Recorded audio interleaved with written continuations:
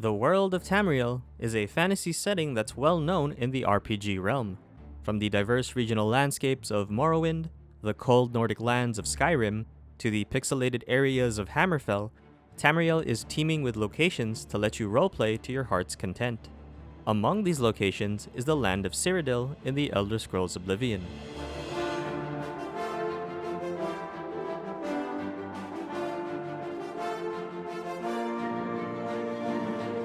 The fourth title in the Elder Scrolls series, it was among the best that Bethesda has produced, and one of the top games to be released back in 2006.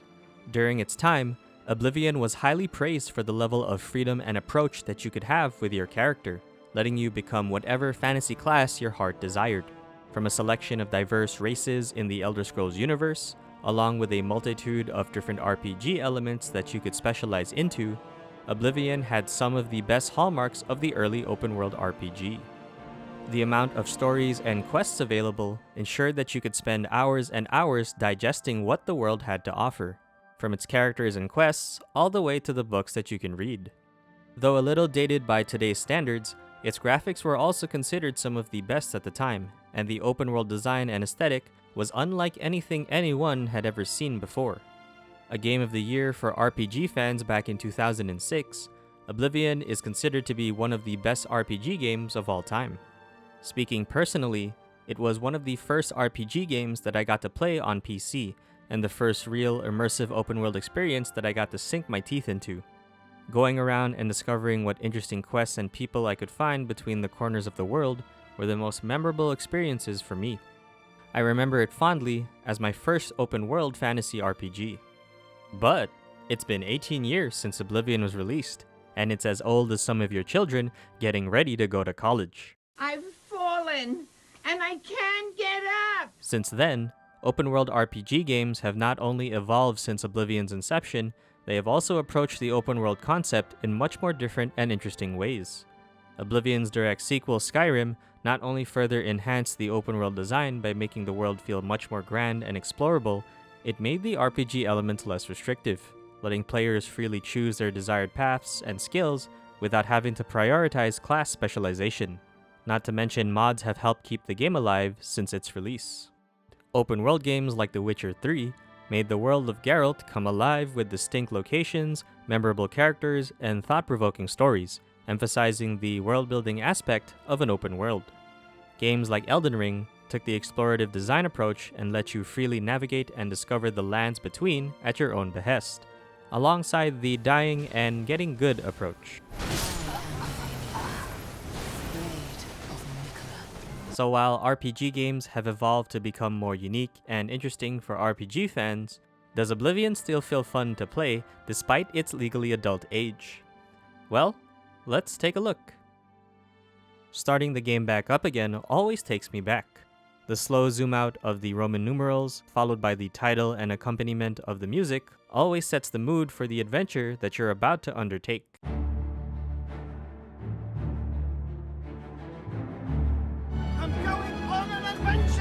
After starting the game and hearing Uriel Septim's foreboding monologue, and more importantly, Patrick Stewart's sweet, sweet voice, "For 65 years, I've ruled as Tamriel's emperor." You're sent straight to the character creator, and oh boy. That's rough, buddy.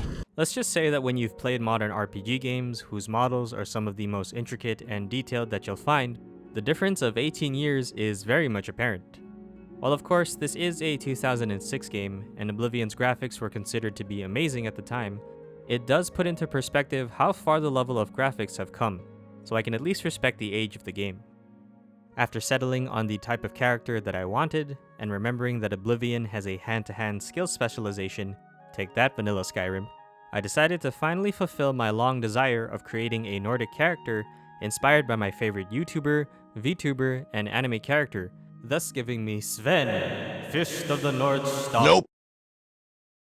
The Fist of the North Star. Sven the Fister also works. After a small introductory sequence to combat and system mechanics, my favorite lockpicking mechanic in all of Bethesda's history, Patrick Stewart giving me my sign perk and daily horoscope, while also saying goodbye to the 15 minutes that I spent with him, The game granted me the ability to pick my class and specialties, which leads us to the RPG mechanics of Oblivion. The system is actually something that I was looking forward to going back to Oblivion. Unlike Skyrim's perk system, here you actually get to have attributes which can affect how well you perform specific skills. This is actually why most Elder Scrolls fans say that the RPG experience of Oblivion and even Morrowind is actually more of a proper one than that of Skyrim, and I do have to agree. For me, it adds a little more depth and complexity that make catering skills a little more fun when compared to Skyrim's perk system. As for actually diving back into Oblivion's system, it was still fun to spec my character in the proper direction that I wanted. As the Nordic pugilist, strength, endurance, and speed were pretty much the only stats that I had to worry about. But whether you want to be the type that fights, uses magic, become a sneaky snake, or everything else in between, there's enough in the RPG system to let you go about how you wish, and I had a lot of fun going back into it. Not to mention the game also lets you make your own custom class, so the sky's the limit for how you'd like things to work for you. After finally leaving the sewers, it was time to set off into Cyrodiil, where I got to re-experience the general gameplay loop of Oblivion. Having played pretty much most of the Bethesda games, the first-person exploration and combat was all too familiar. You have your main quests for you to complete whenever you want, and you get to explore the rest of the world at your own leisure. After completing the early parts of the main questline, I branched off into doing every other side quest that I could find. Starting them usually happens whenever you talk to people, and often come as a result of you conversing with the various locals of each city. But you can also run into them as well. There was a good amount of quests that the game felt varied and entertaining enough to keep me replaying again, but not so much that I wanted to go for 100% completion. It is the side quests and stories though that kept me going through the majority of my playthrough, because of how fun and interesting they can be.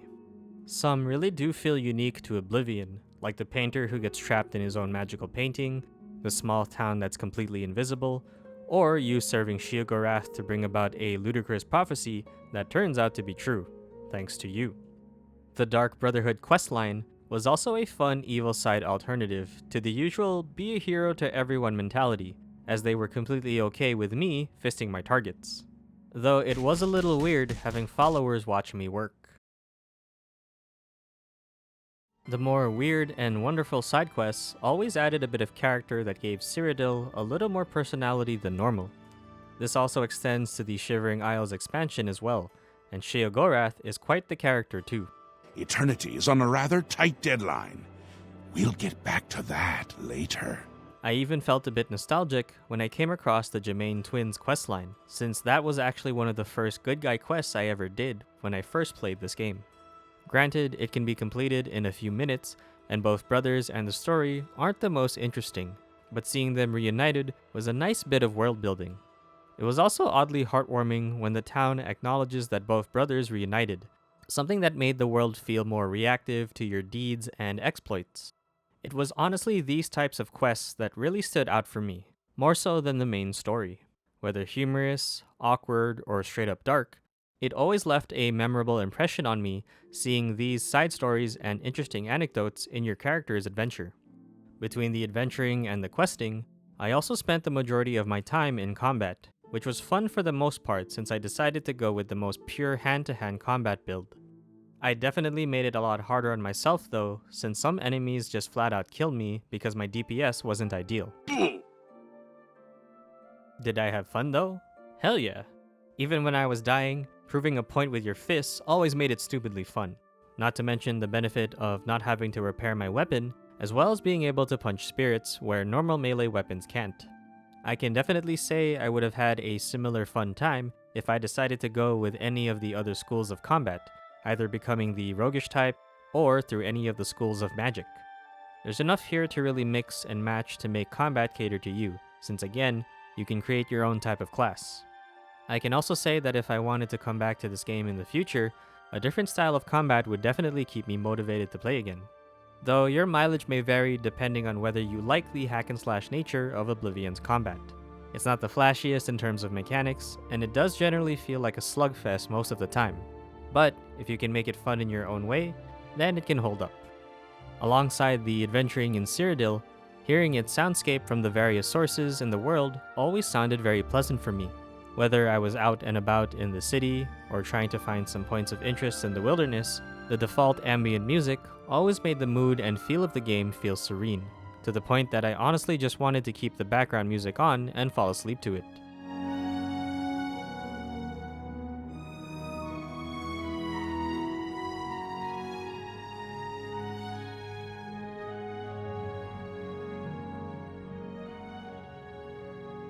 It always made the world feel calm, but also fantastical and adventurous for me personally. Even the combat music felt epic, but never so heavy that combat felt super intense.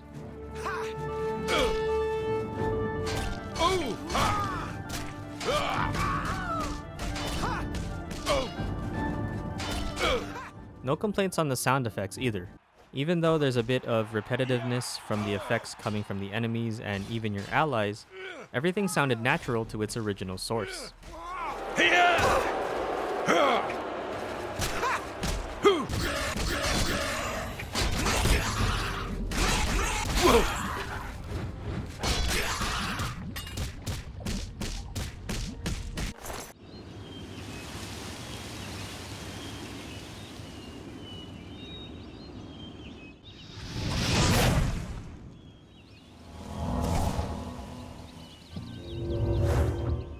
A bit more whimsical in terms of its Elder Scrolls fantasy-scape compared to other games in the same vein, but I always felt like this type of soundscape was unique to the Elder Scrolls series, and in this case, Oblivion. About 2/3 into my playthrough, things started to feel a little fatiguing in terms of the game's repetitiveness. A lot of what didn't hold up for me to keep my attention was how similar quests started to feel after a certain while. Killing enemies, fetching items, or clearing a dungeon started to feel a little stale by the nth time I was doing them. The same goes for the Oblivion gates. While the areas themselves are different, the manner in which you simply go to the tower and remove the sigil and close the gate remains the same for each one. I initially felt like I had to fight my way towards the top of each tower, killing enemies as I go. But, since I'm not trying to find good loot or make some money, I pretty much just speedran the towers and got them off my checklist, especially towards the final stretch of the main questline where you have to take out multiple Oblivion gates. Similarly, the dungeons also started to feel repetitive whenever quests called for you to delve into them. Dungeon designs are reused, and the areas and hallways start to feel similar after enough times. I would say repetitiveness is what can make Oblivion feel like a chore if you're not too keen on exploring the same features over and over again. The same could also be said towards the voices of the NPCs of the game.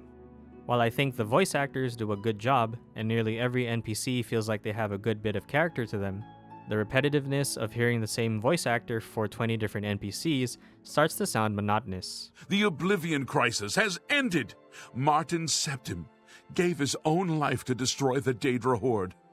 We are victorious! Champion. Is there a problem, citizen?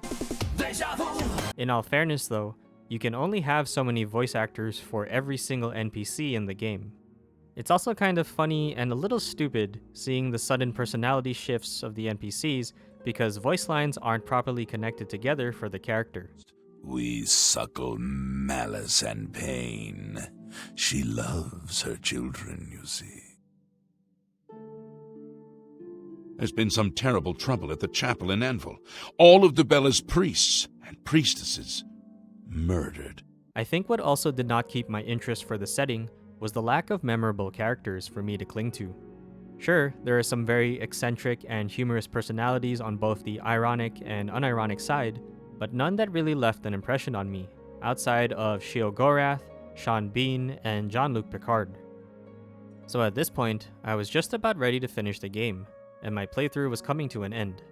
I did the final questline and said goodbye to Boromir before he became an epic dragon and defeated Mehrunes Dagon. Before I finish up though, there's just a few technicalities I need to mention. Regarding how the game held up in my playthrough, the Bethesda open world jank was more or less expected, and there was no shortage of model, object, physics, and graphical issues for the game. On the one hand, of course it breaks the immersion of the world, and it's absolutely silly to look at. On the other hand, it kind of has its own stupid charm to it, and I can't help but love it. Since the game's engine is tied to the frame rate, playing anything above 60 frames per second literally speeds up almost all of the actions and movements performed in the game. Having played it at above 60, I should have lowered it to let it run normally. But I am not a normal person, and I wanted to optimize my fisting.